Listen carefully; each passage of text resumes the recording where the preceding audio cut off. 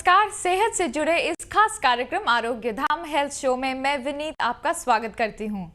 इस कार्यक्रम में हम आपको जटिल बीमारियों के सफल और सिद्ध आयुर्वेदिक इलाज बताते हैं। मेरे साथ हमेशा की तरह आयुर्वेदाचार्य डॉक्टर राकेश अग्रवाल। राकेश जी, हमारे इस शो में आपका बहुत बहुत स्वागत है। डॉक्टर राकेश अग्रवाल आयुर्वेद आचार्य हैं जिन्होंने क्रॉनिक डिजीज यानी पुराने जटिल रोगों पर अब तक यूके, यूएसए, वेस्ट इंडीज व यूरोप के कई देशों में अपनी सेवाएं दी हैं और ये पिछले 22 साल से मुजफ्फरनगर यूपी में आरोग्य धाम आयुर्वेदिक सेंटर चला रहे हैं। डॉक्टर राकेश से आज हम चर्चा करने वाले हैं एक ऐसे प्रॉब्लम की जो आजकल बहुत ही कॉमन है। ज्यादातर लोग इस समस्या से जूझ रहे हैं। ये समस्या है बालों की यानी हेयर केयर की। डॉक्टर साहब, मेरा पहला सवाल, millions of money is pumped in hair care. कोई भी प्रोडक्ट देखिए, टीवी में ऐड देखिए, हेयर केयर पे सबसे ज़्यादा रेवेन्यू जनरेट भी होता है, उसमें सबसे ज़्यादा पंप भी किया जाता है because hair is such an integral part and such a beautiful part of the human body. So I want to know first and foremost कि बालों की रचना क्या है। हमारी जो स्किन है जी, इसकी दो लेयर्स हैं ब्रॉडली। वन इज एपिडर्मिस और दूसरा है डर्मिस।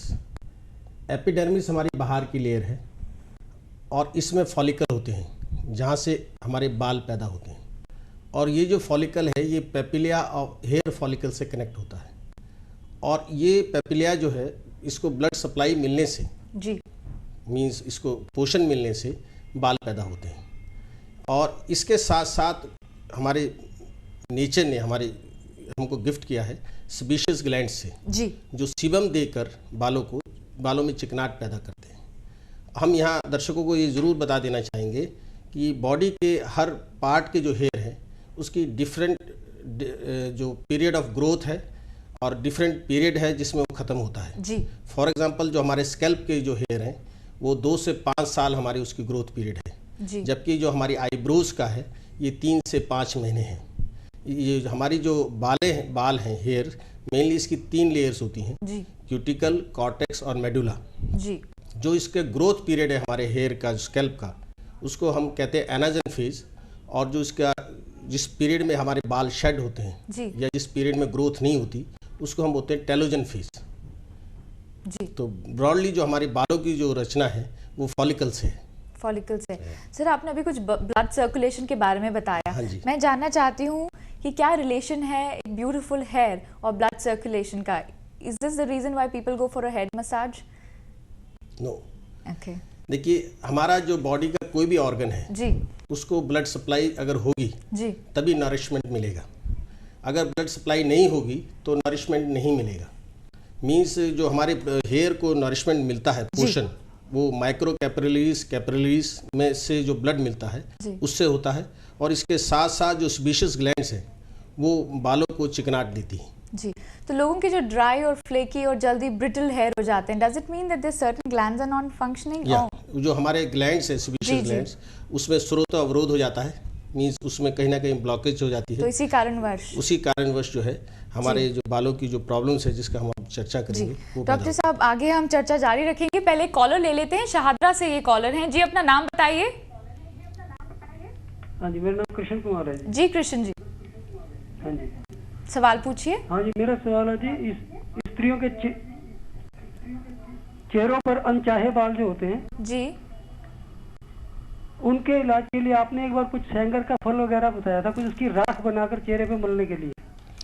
वो कौन सा फल होता है? क्या सब्जी वालों से मिलता है, फ्रूट वालों से मिलता है, किसी पेड़ पे लगता है या इजीली मिल जाए? और उसको कितने 7 दिन बताया था लगाने के लिए, उसको कितने बार साफ करना होता है और किस तरह के प्रोसीजर क्या है उसका? किशन कुमार जी, उसके लिए आप नोट करें, उस प्लांट का नाम है, उस ट्री का नाम है शमी, पी साइनेरिया, जिसको पंजाब हरियाणा में कहते हैं सांगर या जांडी। सांगर की फली भी कहा जाता है महाराष्ट्र साइड में, और इसको राजस्थान साइड में हम कहते हैं शमी जी। और इसकी शमी की जो फली है इसका लैटिन नेम है पी साइनेरिया जी। इसकी फली की राख अनवांटेड हेयर्स में बेस्ट नोन मेडिसिन है। सर, इसे कैसे इस्तेमाल किया जाता है? इसकी राख को आप पहले बाल को निकलवा लें रूट से जी, मींस थ्रेडिंग और वैक्सिंग करा रहे हैं, उसके बाद इसकी राख लगाएं पी साइनेरिया की, जिसको हम शमी कहते हैं। और ये जो पेड़ है Punjab, Haryana, Rajasthan, even northern India में सब, इवन इंडिया के हर पार्ट में अवेलेबल है। जी जी। डॉक्टर साहब, बालों की मुख्य समस्याएं कौन कौन सी हैं? बालों की मुख्य समस्याएं हैं बालों का झड़ना, जी, उसके साथ डेंड्रफ होना, रूसी जिसमें खाज, खुजली और स्केलिंग होती है, और उसके साथ साथ जो आजकल बहुत आप देखने में कॉमन मिलेगा आपको, एलोपेशिया, हेयर लॉस, जिसको हम गंजापन कहते हैं। जी, ये बालों की बहुत मुख्य समस्याएं हैं जो आजकल देखने में आती हैं। जी। डॉक्टर साहब, बालों का गिरना, हाँ जी। I think it's one of the most major problems which people face very in right. Today's world. What are the exact reasons behind that? देखिए, बालों का जो गिरना है या बालों की जो समस्याएं जी। हैं, इसमें सबसे मुख्य कारण है तनाव, और उसके बाद दूसरा कारण है हमारे खान पान में सावधानी ना होना। फॉर एग्जांपल, आपको हम एग्जांपल कोट करते हैं, हमारे आयुर्वेद में एक ग्रंथ है चरक संहिता, जी, उसमें मेंशन्ड है कि चाइना व ईस्टर्न कंट्रीज के लोगों के बाल कम होते हैं। जी, उसका कारण चाइना के लोग ज़्यादा अम्लीय और लवण पदार्थ खाने में सेवन करते हैं, साथ साथ क्षारीय पदार्थ भी सेवन करते हैं। अम्लीय पदार्थ से मतलब है एसिडिक चीज़ें। हमारी बहनें जो गोलगप्पे, चाट, पकौड़ी जी, ज़्यादा जी, खाती हैं, जी, उनको ये मालूम होना चाहिए जो खटाई वाली चीज़ें हैं ये टाटरी से बनती हैं, टाटरिक एसिड से, जी, और इसका सीधा इफेक्ट हमारे बालों पे है, जिसकी वजह से हमारे बालों का झड़ना अधिक होता है। और इसका एग्जाम्पल चाइना व ईस्टर्न कंट्रीज़ के लोग हैं जहाँ उनकी आईब्रोज भी नहीं होती। जी, बिल्कुल। आप इसमें देखिए कि जो नौसादर से बनी हुई चीज़ें हैं अमोनियम क्लोराइड से, जी, जिसमें कफ सिरप हमारे जी, शामिल हैं, जी, ज़्यादातर हमारे कफ सिरप में अमोनियम क्लोराइड होता है, NH4Cl। जी, इसका भी साइड इफेक्ट है, हमारे बाल गिरते हैं। इसके साथ साथ जो सबसे कॉमनेस्ट है, नज़ला रहना, हाइपर एसिडिटी होना, जी, और आपका कॉन्स्टिपेशन होना। और इसमें अगर हम प्रमुख रूप से अगर कहें कि आज के साइंटिफिक वर्ल्ड में हम ये कहते हैं कि हम बहुत साइंटिफिक हैं, सबसे ज़्यादा आर्टिफिशियल केमिकल बेस्ड जो कॉस्मेटिक्स यूज़ कर रहे हैं। जी। फॉर एग्जांपल आप शैम्पू को लें। मैं इस पे अभी आऊंगी, इस पे चर्चा हम रखेंगे। कॉलर ले लेते हैं समीर। जी समीर। हाँ, हेलो मैम, नमस्ते। नमस्कार। मैम, मेरी मदर का जो पेट है वो थोड़ा हैवी सा होते जा रहा है, शरीर नहीं है वैसे भारी नहीं है, पेट निकलता जा रहा है। समीर जी, आपसे गुजारिश है ये प्रश्न आप इसके बाद हमसे करें, तो ताकि बिकॉज आज डिटेल की- history we would Yeah. Need. आज तो हम सिर्फ हेयर से रिलेटेड जवाब दे पाएंगे। You can call up after the program. जी, हम बात कर रहे थे दैट हाइपर एसिडिटी, ज्यादा खट्टा खाना। हाँ जी।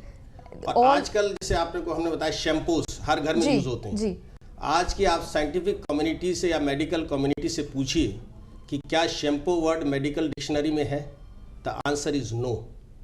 ये जो शैम्पू वर्ड है ये इंग्लिश लिटरेचर का वर्ड है। जी।